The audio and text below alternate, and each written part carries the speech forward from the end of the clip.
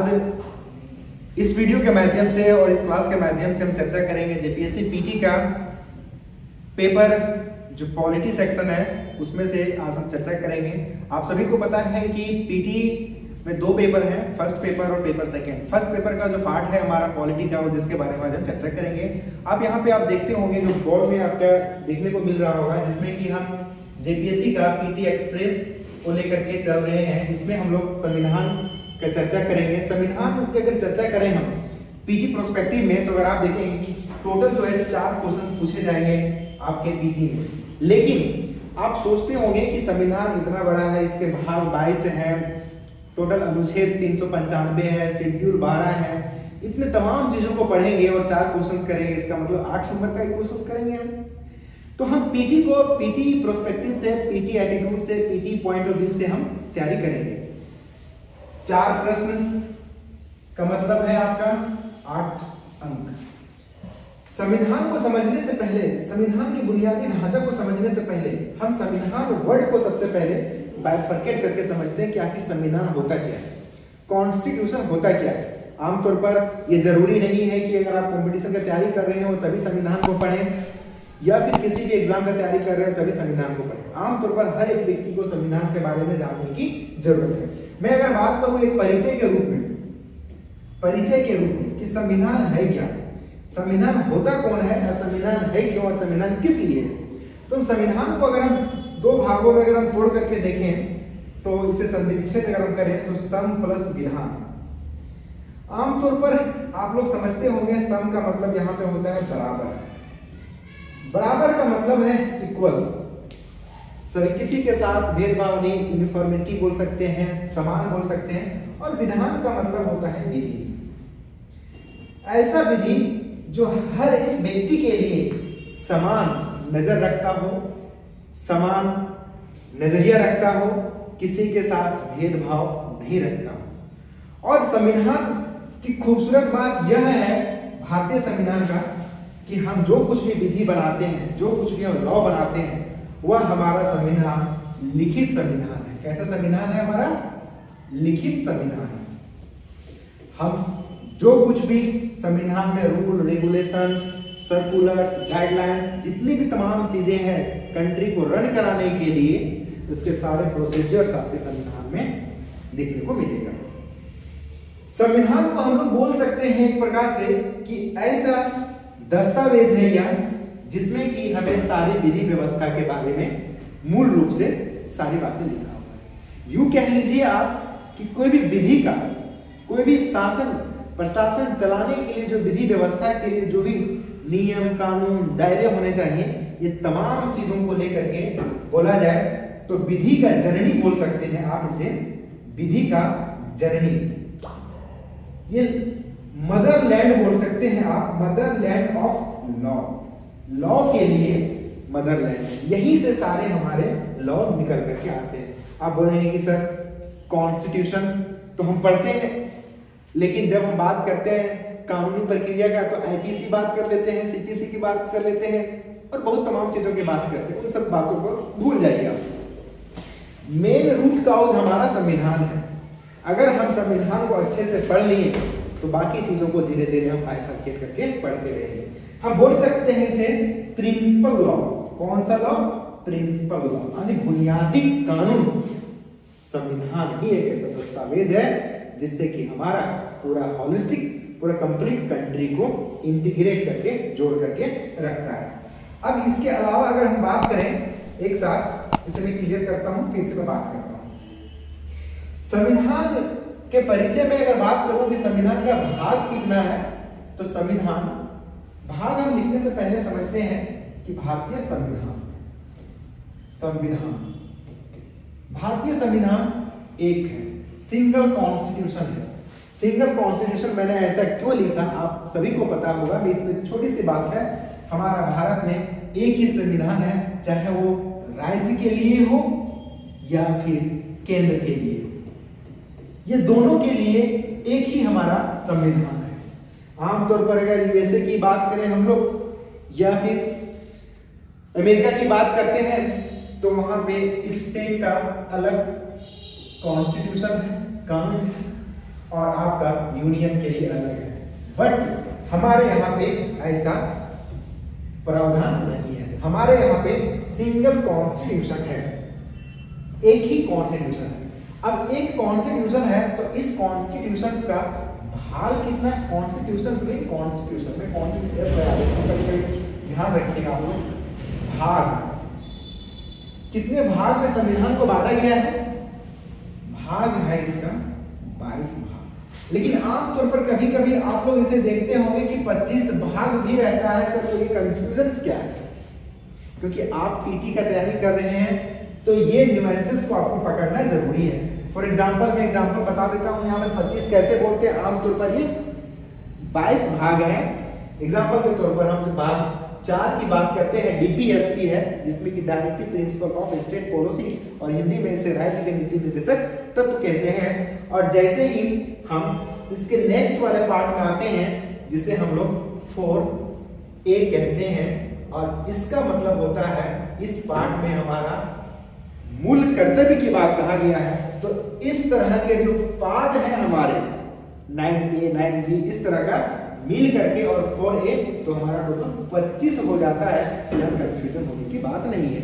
अगर आपके पास ये दोनों में ऑप्शन हो तो आप यहाँ पे 25 ही मारे, लेकिन अगर 25 ना हो तो आपका 22 जो है यही आपका मेन है। लेकिन ओरिजिनल कॉन्स्टिट्यूशन में बात करें तो टोटल का टोटल हमारा कितना भाग है? 22 भाग है। बहुत इंपॉर्टेंट क्वेश्चन होता है ये पीटी पर्सपेक्टिव से। अगर अब हम यहाँ पे बात करें अनुच्छेद का बात करें तो अनुच्छेद में आप देखेंगे जिसे हम लोग अंग्रेजी में आर्टिकल बोलते हैं, आर्टिकल्स बोलते हैं। आमतौर पर स्टूडेंट्स में इस बात का कंफ्यूजन रहता है कि सर संविधान का सारा धारा मैंने रट लिया है। आमतौर पर स्टूडेंट को इस तरह से बोलते हुए आपने कहीं सुना होगा कि मैंने सारा धारा रट लिया है। तो आप कंफ्यूज नहीं होइएगा, धारा अलग होता है जिसे हम लोग सेक्शन बोलते हैं। मैं इसलिए इन सब चीजों को बात कर ले रहा हूं कि आप कंफ्यूज ना करें। किसी भी एक्ट या कानून के दायरे में जो भी बातें लिखा गया है अंक में, उसे हम लोग सेक्शन के माध्यम से जानते हैं। बट संविधान के अंदर जो भी बातें अंगीकृत किया गया है, जो भी बातें लिखा गया है, उसे हम लोग क्या कहते हैं? अनुच्छेद कहते हैं। तो अनुच्छेद और धारा में बहुत माइनर डिफरेंस है, और ना बोलिए तो डिफरेंस है ही नहीं। अनुच्छेद टोटल हमारा भारतीय संविधान में 395 है, और यह हमारा मूल संविधान से अभी तक है। समटाइम आपको देखने को मिलेगा जब आप गूगल करेंगे या किसी चीज में पढ़ेंगे तो आपको 495 से भी प्लस आपको देखने को लिए आपको अनुच्छेद मिलेंगे। तो ये अनुच्छेद कैसे बना जाता है सर? जैसे मैंने आपको बताया, सब पार्ट यहाँ पे उपभाग, उसी तरह से यहाँ पे अनुच्छेद में भी आपका उप अनुच्छेद बोल दीजिए या फिर सब आर्टिकल बोलिए। जैसे फॉर एग्जांपल मान लीजिए आप 21 अनुच्छेद को पढ़ते हैं जिसमें कि आपको पर्सनल लिबर्टी की आजादी की बात करता है। उसी में अगर आप देखें 21 का ए में तो आपका राइट टू एजुकेशन की बात करता है। तो ये सब आर्टिकल मिला करके हमारा 495 प्लस आर्टिकल्स भी हो जाते हैं। तो कंफ्यूज नहीं होना है। आमतौर पर जो सवाल आता है वो यही से आता है कि कितना अनुच्छेद है, तो 395 अनुच्छेद आपको देखने को मिलेंगे। अब हम बात करते हैं यहाँ पे शेड्यूल का, जिसे हम लोग हिंदी में बोलते हैं अनुसूची। अनुसूची अनुसूची को अंग्रेजी में बोलते हैं शेड्यूल। कितने शेड्यूल्स हैं? टोटल जो ओरिजिनल शेड्यूल्स था, ओरिजिनल कॉन्स्टिट्यूशंस का, ओरिजिनल कॉन्स्टिट्यूशन का जो शेड्यूल था वो टोटल हमारा 8 शेड्यूल था। लेकिन प्रेजेंट टाइम में हमारे पास शेड्यूल 12 है।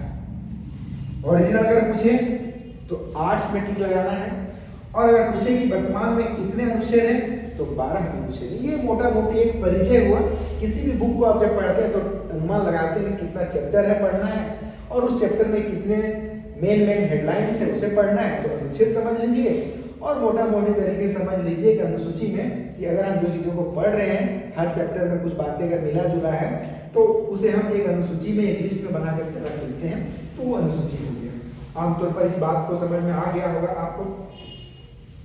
आगे की ओर हम बात करें यहाँ पे संविधान का, तो संविधान को पढ़ने से पहले आप कोई भी बुक को अगर पढ़ते हैं, फॉर एग्जांपल ज्योग्राफी का बुक हो, पॉलिटी का बुक हो, किसी भी बुक को पढ़ते हैं तो उसके पहले आपको फर्स्ट चैप्टर में एक इंट्रोडक्शन का पेज मिलता है।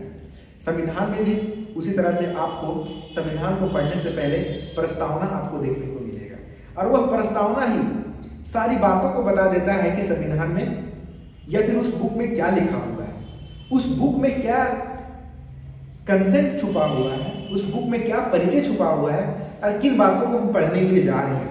और वह सबसे पहला जो एक पेज का होता है, कुछ वाक्यों का होता है, वही उसे हम प्रस्तावना कहते हैं। और प्रस्तावना, संविधान का प्रस्तावना को हम भारतीय संविधान का आत्मा कहते हैं।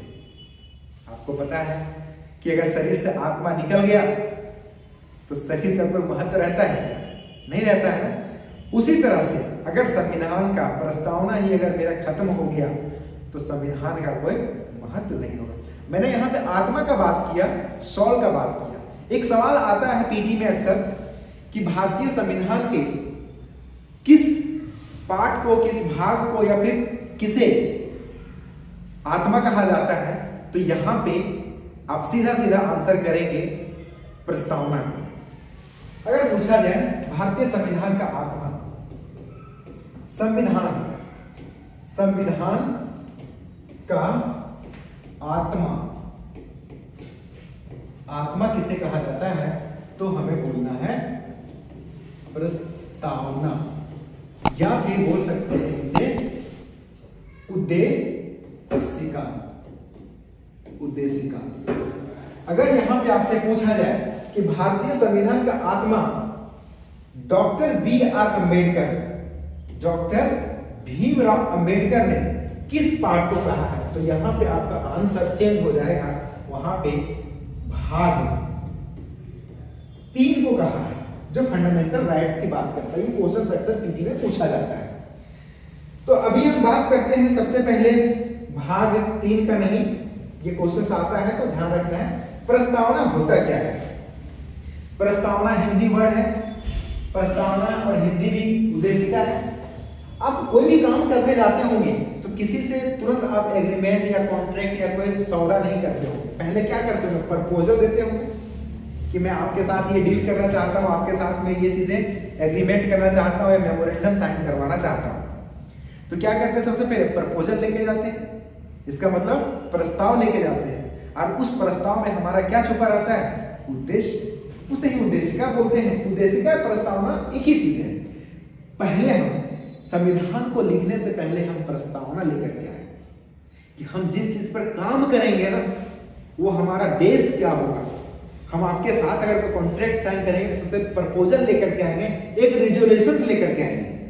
हम लोग 1 जनवरी को रेजोल्यूशंस लेते हैं कि पूरा इस साल हम इस रेजोल्यूशंस पर काम करेंगे, इस प्रस्तावना पे काम करेंगे, इस दृढ़ संकल्प पे काम करेंगे।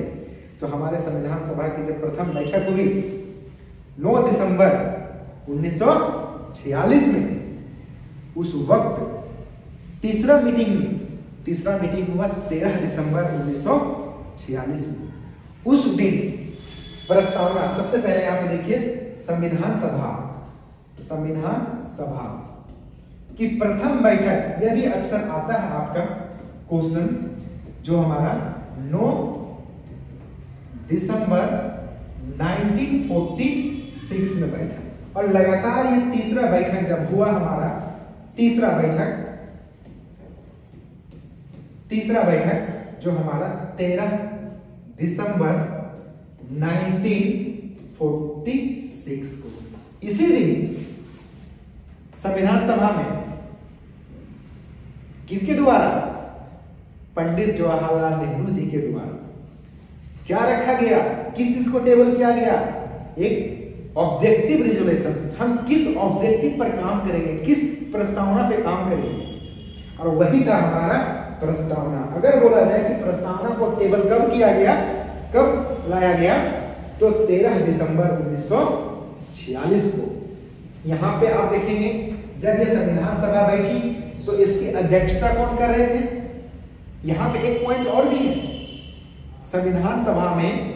देखिए पीटी एक्सप्रेस से पढ़ा रहे हैं तो लिखने की जरूरत नहीं, केवल सुनते चलिए आप। संविधान सभा की जब प्रथम बैठक हुई तो संविधान सभा में टोटल सदस्य कितने थे? 389। लेकिन जब बैठक हुआ तो इसमें मुस्लिम लीग ने बाइकआउट कर दिया और वे नहीं गए।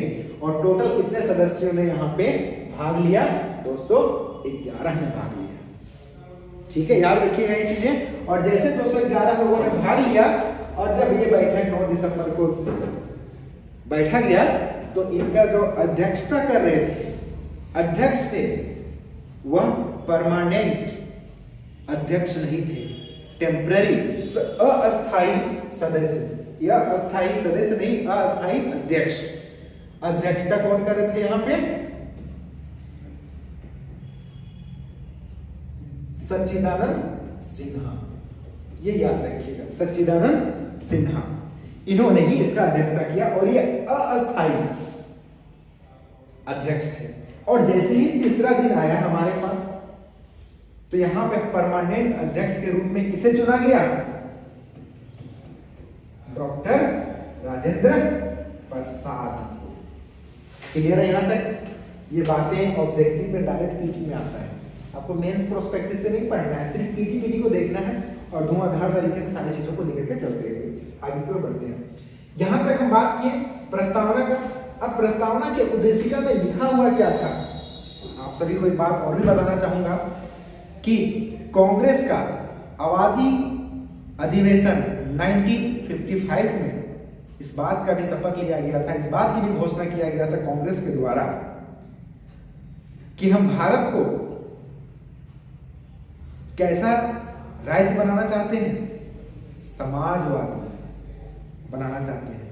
और आपको इस बात को भी जानना होगा कि ओरिजिनल कॉन्स्टिट्यूशन का जो प्रीएम्बल है वह कैसा था। भारतीय संविधान का जो प्रस्तावना है, हम भारत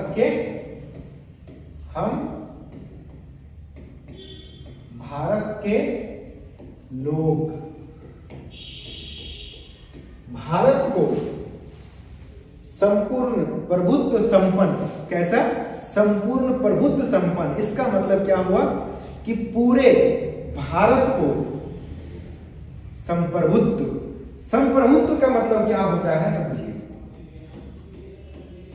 संप्रभुत्व, संपन्न कहने का मतलब है सॉवरेन।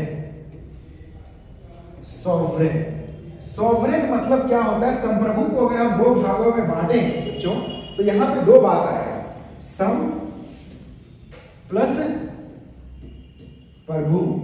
प्रभु का मतलब होता है स्वयं, जो खुद मालिक हो।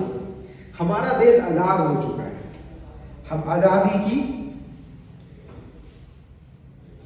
की वादियों में घुस गए हैं हमारा देश। और सम प्रभु, ऐसा प्रभु, हम अपना स्वामी खुद हैं, हम अपना डिसीजन मेकर खुद हैं, हम अपने आंतरिक और बाह्य मामलों में डिसीजन लेने का पावर मेरे पास खुद आ गया है। मैं किसी पर आश्रित नहीं हूं, डिपेंड नहीं हूं, और ना ही मेरे ऊपर किसी भी राज्य का, किसी भी शक्ति का क्या है? डोमिनेंस है, ऐसा नहीं है। हम संप्रभु हो गए। दूसरा वर्ड में क्या आता है हमारा प्रस्तावना में? समाजवादी।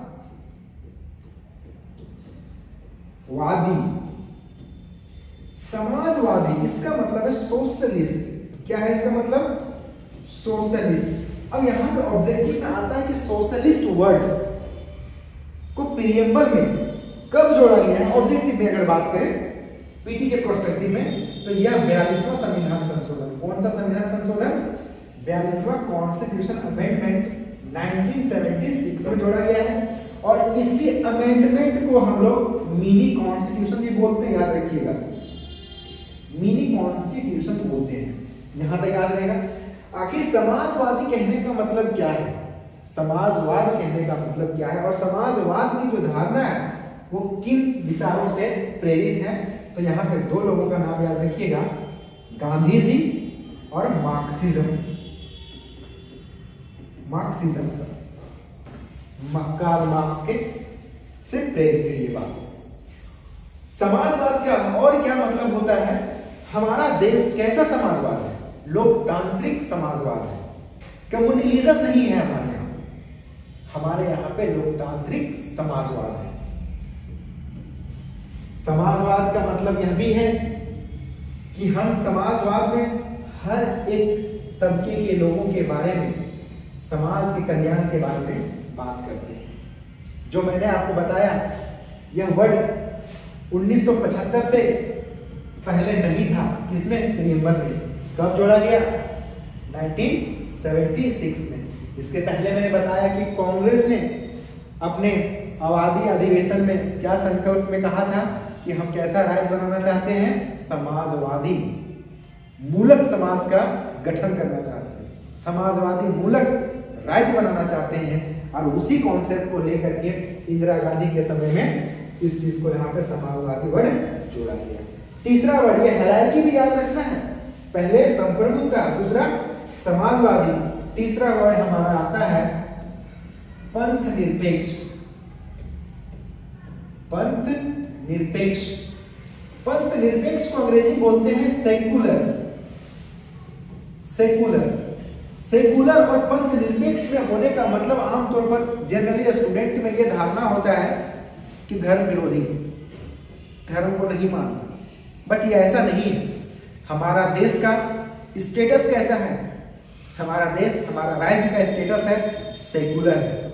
हम कैसा है? समाजवादी। हमारा राज्य कैसा है? हमारा देश कैसा है? संप्रभुत्व संपन्न है। हम अपना डिसीजन खुद ले सकते हैं, चाहे वह आंतरिक मामले में हो या बाह्य मामले में हो। क्लियर है? सेक्युलर का मतलब होता है सभी धर्मों का सम्मान, सभी धर्मों को एक सम्मान, एक नजर से देखना। सभी धर्म के लोगों के लिए राज्य किसी भी तरीके का डिस्क्रिमिनेशन नहीं कर सकता। हर धर्म के लोगों का यहाँ पे जीने का अधिकार है और हर धर्म को, किसी भी धर्म को मानने का भी अधिकार है। इसका मतलब यह नहीं, सेक्युलर का मतलब कि हमारा राज्य अधर्मी है, धर्म के खिलाफ है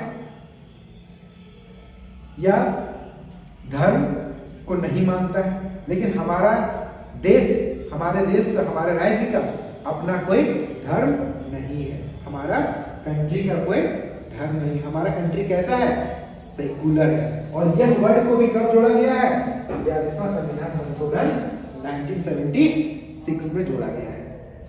क्लियर यहां तक सारी बातें? चौथा वर्ड क्या आता है प्रीएम्बल में, हमारा प्रस्तावना में? बताइए आप। अच्छा आप बताइए। ठीक, सही है। चौथा वर्ड आता है हमारा लोकतंत्रात्मक। क्या आता है? लोकतंत्रात्मक। इसका मतलब होता है डेमोक्रेसी। डेमोक्रेसी। हमारे देश का नेचर कैसा है? अगर मैं आपसे पूछूं कि भारत का नेचर कैसा है, मैं पूछूं आपसे कि आपका नेचर कैसा है, आप बोलेंगे कि सर मैं थोड़ा खड़ूस हूं, मैं थोड़ा सॉफ्ट नेचर का हूं, मैं बच्चों को प्यार करने वाला हूं, मेरा नेचर ये है। मैं पूछूं कि देश का नेचर कैसा है बाबू, तो देश का नेचर यही बताता है। संप्रभुत्व है, समाजवादी है, पंथ निरपेक्ष है, लोकतंत्रात्मक है। तो लोकतंत्रात्मक कहने का मतलब ऐसा हमारा राज्य है जहां पे हमारा लोगों के द्वारा चुने हुए प्रतिनिधियों के द्वारा शासन व्यवस्था और तंत्र व्यवस्था को चलाया जाता है। इस बात को सुनिश्चित करता है कि यहाँ पे जो भी लोग आएंगे वो सार्वभौमिक वयस्क मताधिकार के द्वारा चुन करके आएंगे और वही शासन व्यवस्था को चलाएंगे। लोकतंत्र में यही खूबसूरती है और लोकतंत्र को मजबूत करने के लिए हम लोग सार्वभौमिक